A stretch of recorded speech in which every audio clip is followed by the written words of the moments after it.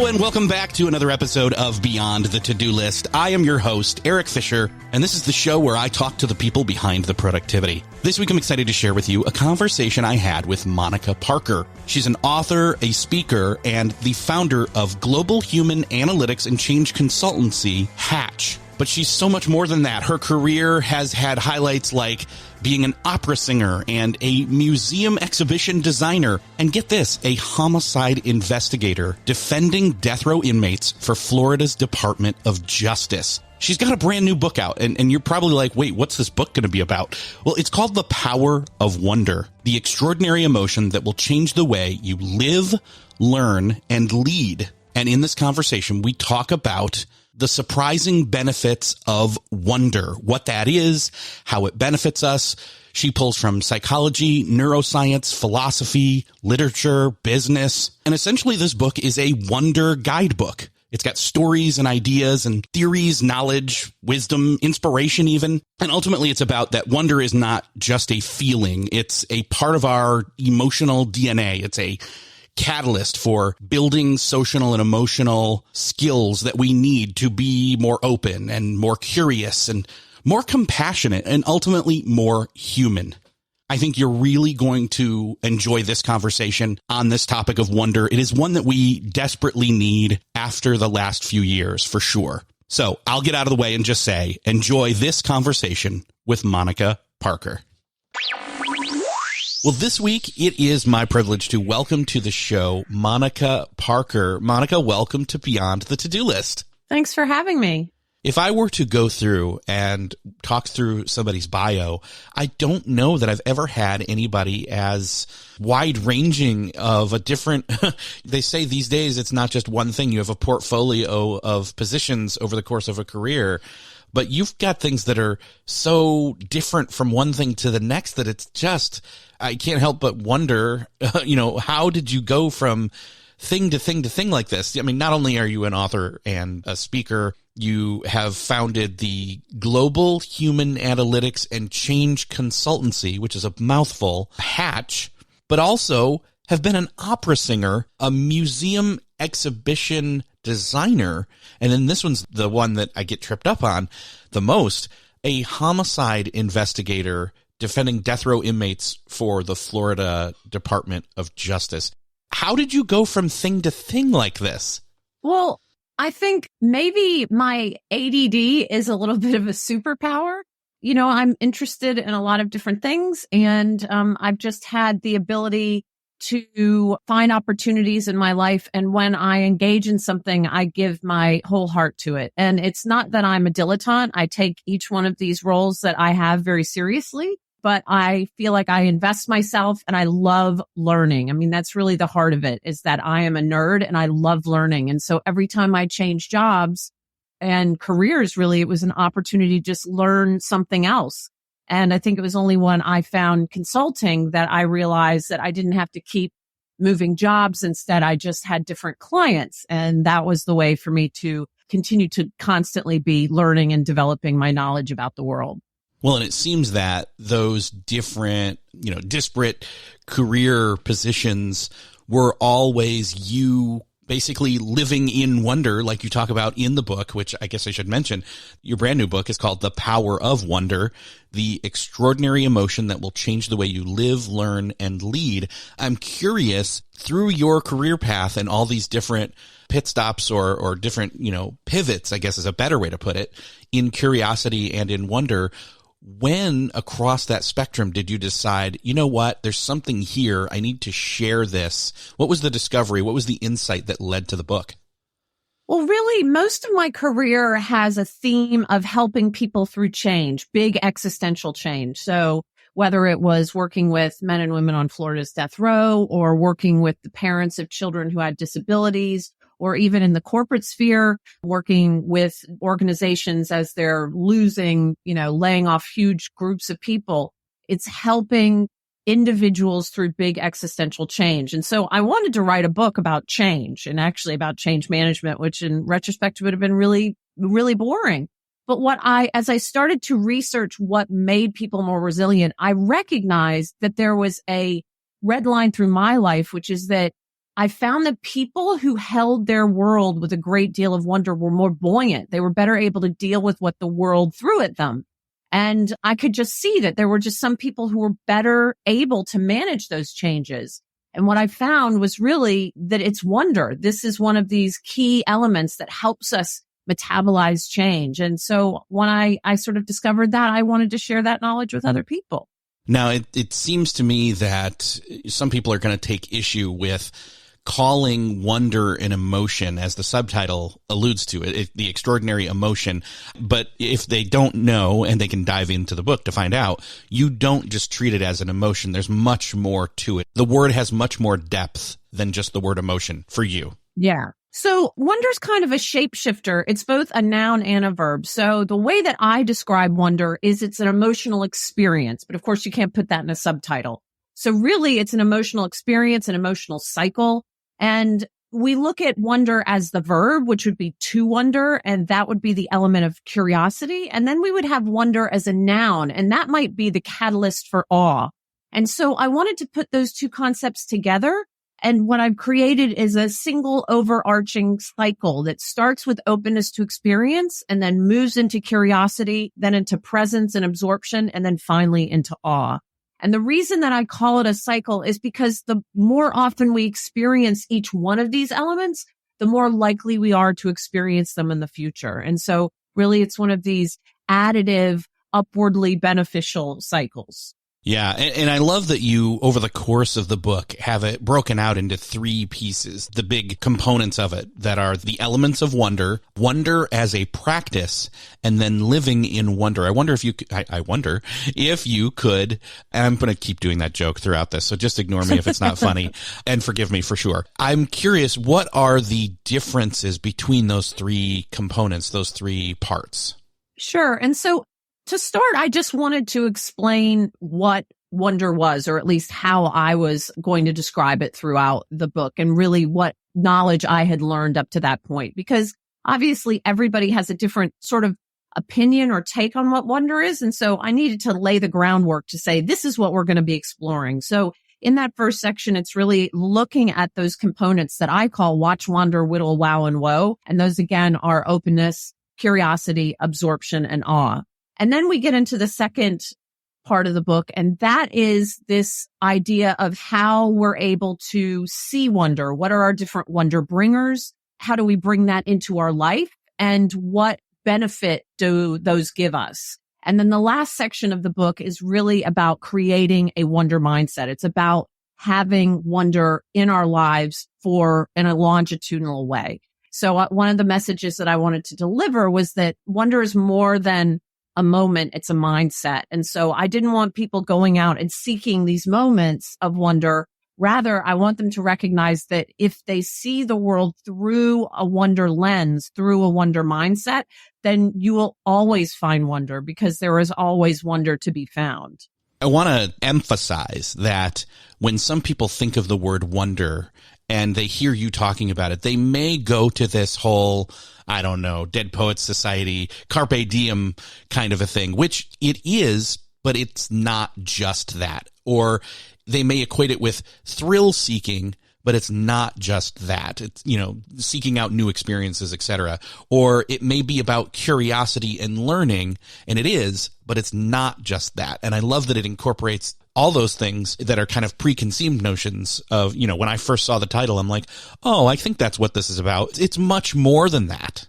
I think because wonder is such a shapeshifter, it's the opportunity to explore it. And for everybody, it's going to be a little bit different. One of the things that I think we tend to think is that it is that big, rare, fleeting experience, jumping out of a plane or seeing your kid take their steps for the first time. But really, we can find wonder in the quotidian. And what I wanted people to understand was that we can find little micro moments of wonder. And when those are aggregated, they give us the same amount of benefit as if we have that big wow and woe moment. And one of the messages I really wanted to deliver was just how, because when I discovered it, I was really surprised, and it was compelling to me, and I thought others would find it as well, is just how transformative wonder can be and how it can improve our lives. And this is not in sort of a spiritual, squishy, the secret sort of way. No, this is measurable psychological and physiological benefits, a direct biological pathway between wonder and better physical and mental health. And to me, that is, that's fascinating. Yeah, definitely. And I think what you're getting at here is that mindset, which I want to get to, the living in wonder part of this, although we can work through the whole thing, really. It comes down to noticing and observing. And I love that you put it as looking at the world through the perspective or lens of wonder. Before we get there, I'm curious, let's break down a little bit of the part where you talk about the elements of wonder, where you talk about watching and wandering and whittling and many more things. Unpack that a little bit. What are the elements of wonder? Yeah. So the first is openness, and it's openness to experience. I describe that as watch. And openness to experience is one of our big 5 personality traits. The big 5 personality profile is really probably the most well-founded in science way for us to analyze our personality. And openness to experience is actually the personality quality that is most associated with so many beneficial life outcomes, things like improved relationships, better performance in work and school, better health, mental health. And so openness to experience is a really positive quality. But of course, being that it's our personality, it's pretty much set by the time we're about 25. And our personality is set half between what we experience up to that age, and half of it is just genetics. And so by the time we're about 25, we have some degree of openness to experience. How much? We can't change a lot of it, but what we can do is find, mitigators and supporters to help us maximize whatever kind of openness we do have. And one of the things that I want to make clear is that openness to experience is a really sort of a varied personality trait. And in that sense, we're really seeking openness to ideas. And that is the key way that we can tap into wonder. Certainly it can be experience. It can be thrill seeking. It can be, trying a different cuisine. But the thing that will really get us closest to wonder is openness to ideas. And this watch is a trait. So it's not a state. It's not something we dial up with the context. The next is curiosity. And we're talking about, really, you can see curiosity in a couple different ways. There are a few different definitions of curiosity, but most of them tend to have at least 1 up to 5 factors. And they tend to sort of fall into 2 buckets: surface curiosity and deep curiosity. Surface curiosity is like the Google search to settle a bet, or maybe sniffing the milk to see if it's gone off. These are like real quick. I need an answer and that's it. But deep curiosity is curiosity for exploration's sake. And that's the kind of curiosity that gets us closer to wonder. And then we move into curiosity into whittle, which is really paring back our focus so that we can be completely present. And it's absorption. It could be absorption that we might find in a flow state, or it could be the kind of absorption that is just that we get from a presence practice. So, any kind of thing that helps us slow down our intentional or focus our attentional control. And then we get into the last component, which is awe. And I break those down into 2. I break them into wow and whoa. And the reason is because awe really has sort of 2 states. The first is having an experience that feels so vast that it shocks us. And that vastness could be a physical vastness, like seeing the Grand Canyon. It could be an emotional vastness, like seeing your kid take their first steps. It can be a cognitive vastness, like trying to understand the notion of a folded universe. And then because that big thing is so incredible, it makes you feel small. And in that process, then we get into the whoa, which is your mind feels like it's blown. And actually what's happening is your neural pathways are changing. Your brain is changed after that. And so if we can start to work through each one of these elements and be rewarded potentially with the wow and the whoa at the end, we are actually changing our neural pathways. Great. That was a great breakdown, by the way. I love having kind of this context setting before moving into the other 2 parts of the book, wonder as a practice and then living in wonder. And I think some people are going to say, well, wait, what's the difference between wonder as a practice? If I'm practicing it, then I'm living in wonder. Can you differentiate those? Sure. So really, wonder as a practice is some of the ways that we can start to find wonder in our life.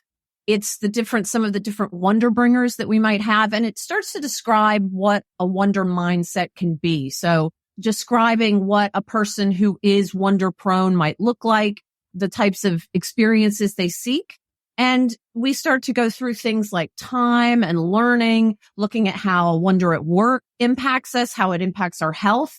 And so these are all just the different ways that we can live in wonder, that we can practice wonder in our lives through being more healthy, by bringing it into our workplace, by using it as a mechanism to learn. And so the difference between that and living in wonder is where we start to get into the elements that really we can do as individuals. These aren't the things that are happening outside of our sphere, that the changes we can make over time to become more attuned to a wonder mindset. And those elements are things like religious practice or slow thought. And slow thought is described as anything that helps our attentional control. And those are things like meditation or narrative journaling, even a gratitude practice, prayer. These are all slow thought activities. And I even mentioned psychedelics, which is not necessarily something that everyone will try, but is an incredible way to sort of transform your mind in a way that you are seeing everything through a wonder lens. And it's showing to be incredibly beneficial for people who have certain conditions, certain types of depression, existential depression, or perhaps addiction issues. And so the last section is about how we can not just practice it, in our sphere, but how it can become something that we embody it. And that's definitely a living it out in terms of living it day to day, but then also living it to the point where others notice that you're living it. Correct. And where you actually start to change your self-concept such that you are becoming more wonder prone.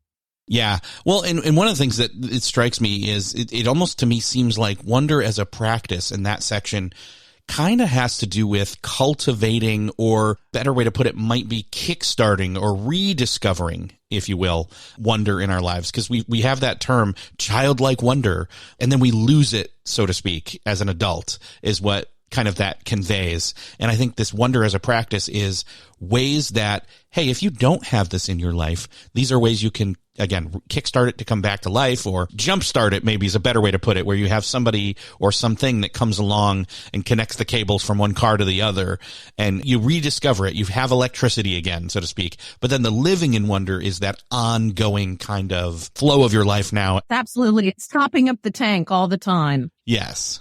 What's interesting is I think that what we can start to do is find those ways that we connect to wonder. And it's a very individual experience. And you mentioned, the simplicity of seeing the world as a child. Babies are little wonder machines. Everything they're seeing is building their schema and creating what their brains are going to be. And I talk about, that we learn in wonder, and learning through wonder-based schooling is so effective. And yet over time, we believe that there's less to be curious about. We lose our sense of curiosity over time.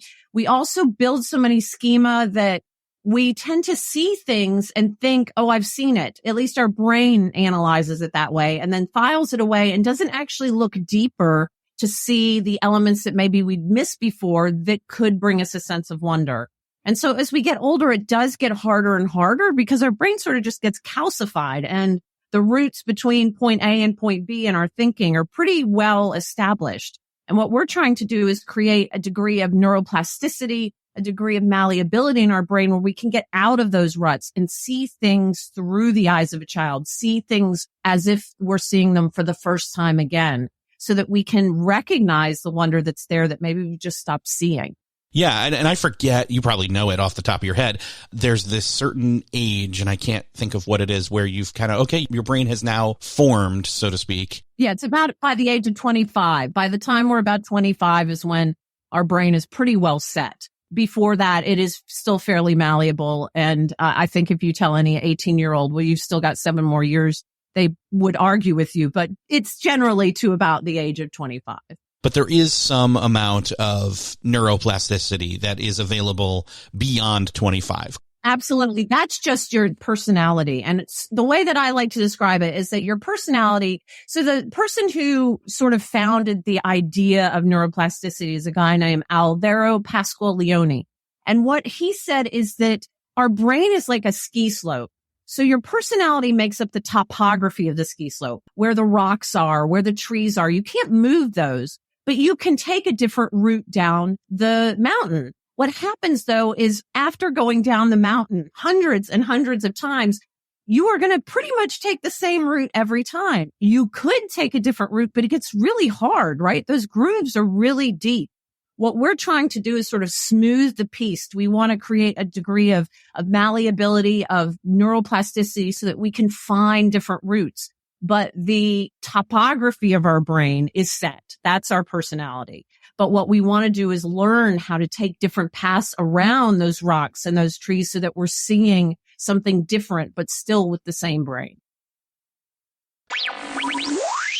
And I think that then the question rises to mind that, in the wonder as a practice section, those of us who are older than the 25, we still have that neuroplasticity as you're talking about. We're not set in stone, but we maybe have gotten set in our ways, and we need to, again, jumpstart or kickstart or rejuvenate, rediscover, pick your word of choice here, wonder in our lives. How do we start to rediscover that? What are some of the best practices that we can start with? Maybe we're a little apprehensive here. So the first thing is just to try to experience newness. Our brain notices newness. And if we do the same thing over and over, our brain just stops seeing anything because it's all the same. And so taking new routes, as I said, trying new cuisine can start to get you there. Even putting your watch on a different hand or brushing your teeth with a different arm. Those are all just ways to shake your noggin up.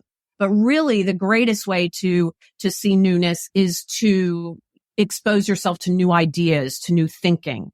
Another way is just to get outside. Nature is a natural wonder bringer. There's something called the green advantage that can help. It benefits our bodies and our brains. And just being in nature is really a mechanism. Almost all humans find a sense of wonder in nature. It's because we are, our brains have not changed that much from when we were dwelling in the savannah, right? So being in nature is almost always a way to tap into wonder. And another way to do that is, again, through some of those slow thought activities. It's really hard. I know that I'm not very good at it. I'm not a good meditator. I try to have a gratitude practice, but anything that slows your brain down. The challenge is when we're rushed, we lean on our pre-existing heuristics. So we're basically, moving as quickly as we can from point A to point B in our brain.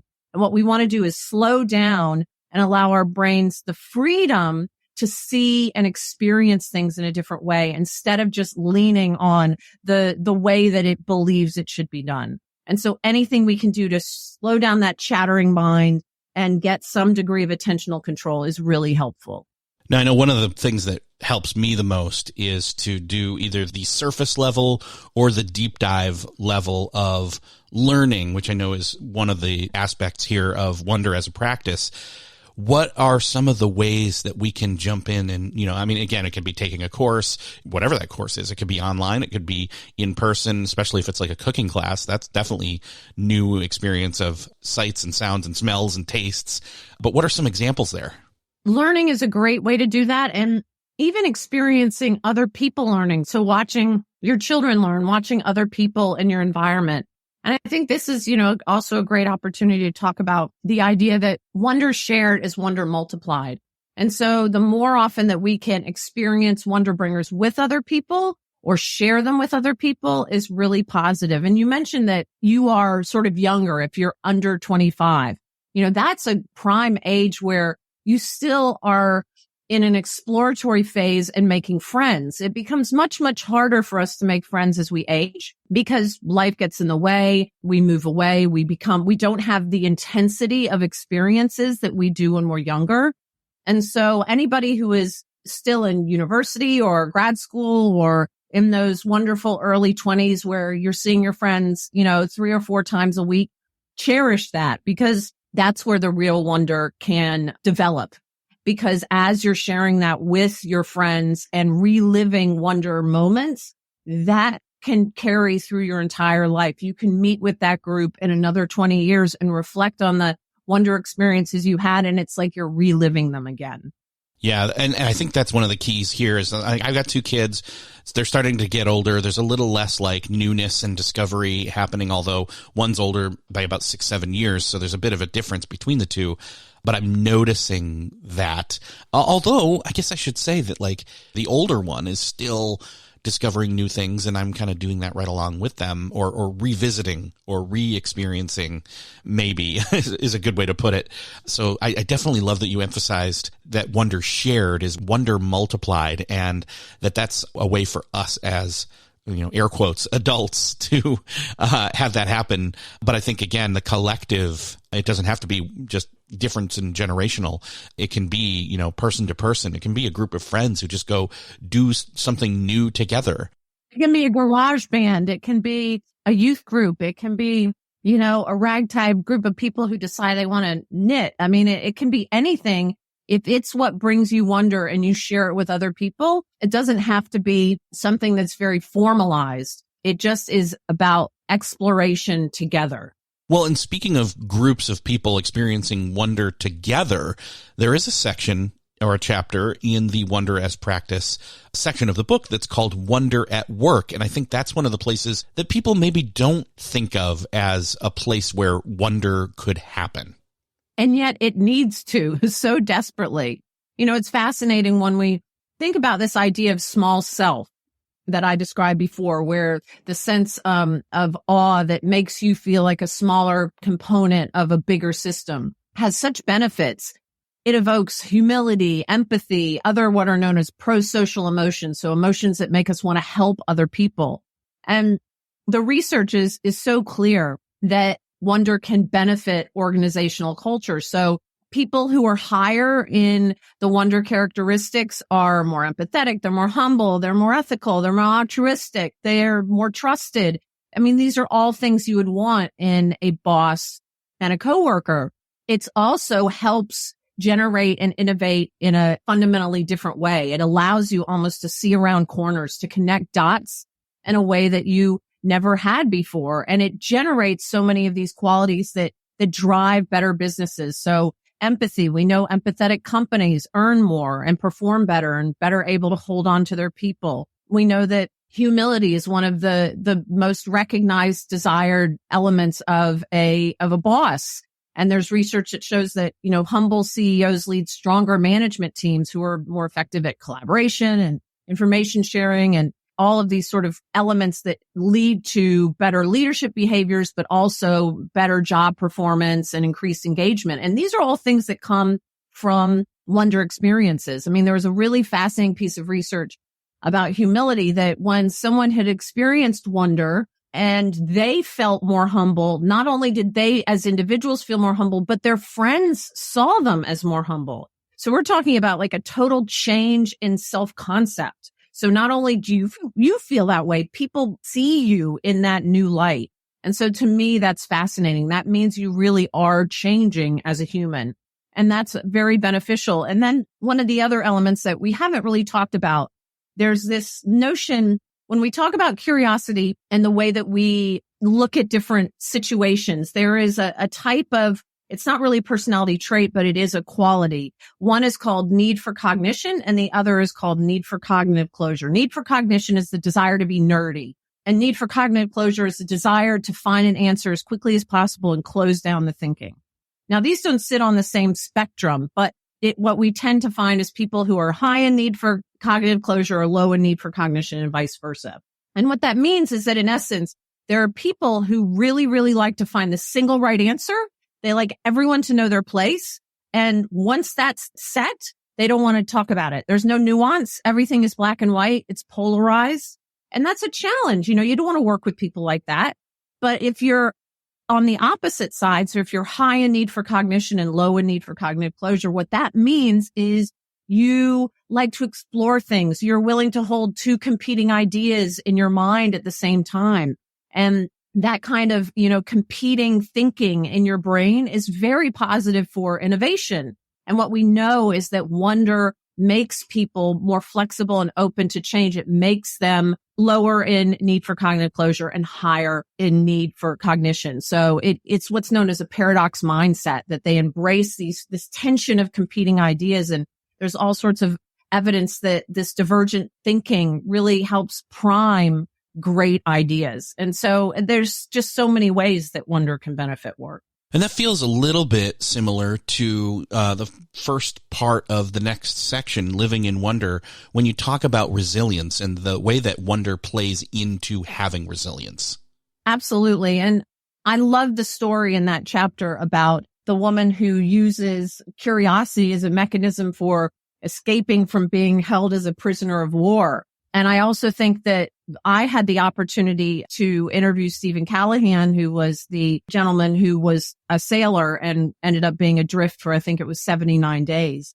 And the way that he describes that he was able to find the alacrity to survive because of his sense of wonder. It was what opened his mind to see more opportunities, not just to find the beauty in the world, but to see solutions that he wouldn't have had he been gripped with fear. Instead, he allowed himself to experience the wonder of this place that he was in, and it propelled him. It gave him the ability to survive.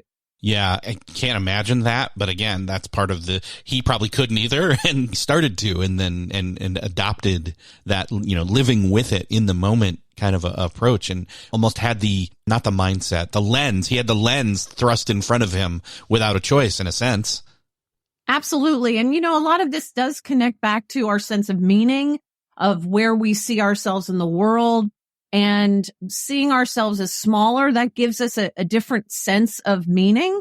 And this is where we really start to talk about the idea of self-transcendence. So there are elements of absorption that can be self-transcendent. Awe is a self-transcendent emotion. And some of the emotions that we experience on the output of wonder can be self-transcendent. And what that means is it's basically just you're rising above your ego needs. And when we're able to do that, that gives us a great deal of resilience. It really helps us tap into a whole nother well of strength in order to survive whatever it is, whether it's, a POW camp, a life raft or shipwreck, or just a really crappy job. These are the sorts of things that help you metabolize these difficult times. And we also know that it might be the difference, curiosity. So the second element of wonder might be the difference between experiencing post-traumatic stress disorder and experiencing post-traumatic growth. And we also do know that wonder can be an ameliorative, can help people who have post-traumatic stress disorder, PTSD. And so PTSD and post-traumatic growth are really quite intimately linked with the elements of wonder. So resilience is very connected to the emotional experience. You saying the word, or the acronym, I should say, of PTSD reminded me of PCD, positive constructive daydreaming. Can you unpack that a little bit? Yeah. So positive, daydreaming tends to be seen as something that's negative, right? We see it as, we're telling kids to stop staring out of the window and to focus more. But it can be a really positive quality for us as humans if we allow ourselves to daydream. So there are a couple of different types of daydreaming. There is two types. There's actually three that are defined by Jerome Singer. And two of them aren't so great. One of them is where we sort of catastrophize about the future, where we're thinking about something terrible that might happen. And another one is where maybe we're reflecting on the past and just ruminating over and over. But positive constructive daydreaming is where we create future scenarios in our mind in a positive, creative way. And that's really, really beneficial. And that sort of links the first two phases or the first two elements of wonder. It's where we move from openness into curiosity. It allows us to be open to thinking. And then as we daydream, perhaps then it spurs us into action to be actively curious.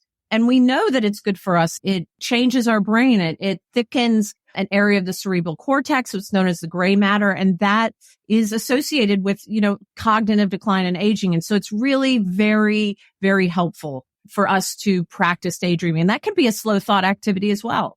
Well, yeah. And the thing about slow thought and the thing about daydreaming is if we're constantly stimulated or seeking stimulation. We're on social media. We're not observing what's around us. We're seeking stimulation from something that we pull out of our pocket over and over again. We're not letting ourselves be bored, which I think has a huge amount to do with, one, allowing daydreaming, but two, allowing the noticing.